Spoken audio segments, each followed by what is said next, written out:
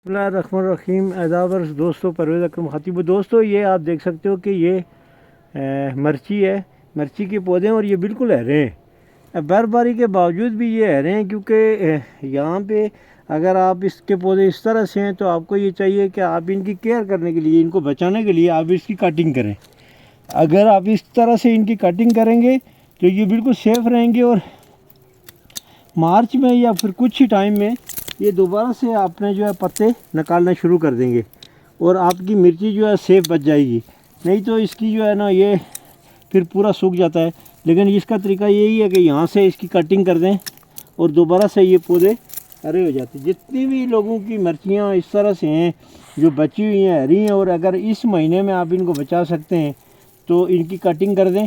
और अगर कटिंग करके बहुत ज़्यादा कोहरा पड़ता है, बहुत ज़्यादा सर्दी है, बर्फ़ पड़ती है, तो वहाँ पे आप इनके ऊपर कोई चादर या कोई भी चीज़ या घास डाल दें, तो घास डालने से भी इनकी जो बचत हो जाती है।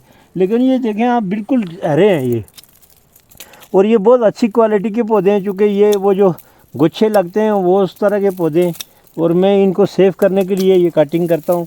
तो आप दोस्तों से भी गुजारिश करूँगा कि आप अपने पौधों को अगर बचाना चाहते हैं तो आप इस तरह से इनकी कटिंग करें ताकि ये सेफ़ हो जाएं। और तीसरे महीने में या एक महीने के बाद तकरीबन ये दोबारा से यहाँ से बर्फ़ का सीज़न थोड़ा सा ख़त्म हो तो दोबारा से इसके पत्ते निकल आएंगे और ये आपके काम पे बहुत जल्दी जो है ना, इसके साथ फल भी शुरू हो जाएगा। और ये इसका जो जड़ है, ये तना है इसका, ये तना भी बहुत मज़बूत हो जाएगा, ये देखें मोटा हो जाएगा। तो इस तरह से इसकी कटिंग, जितने भी लोग के पास मिर्ची बची हुई है इसकी कटिंग कर दें। तो दोस्तों, मेरे वीडियो को लाइक, सब्सक्राइब और शेयर भी किया करें।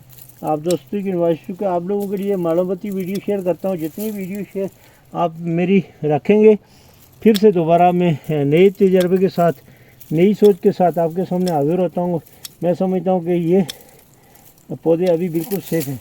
तो थैंक यू वेरी मच दोस्तों।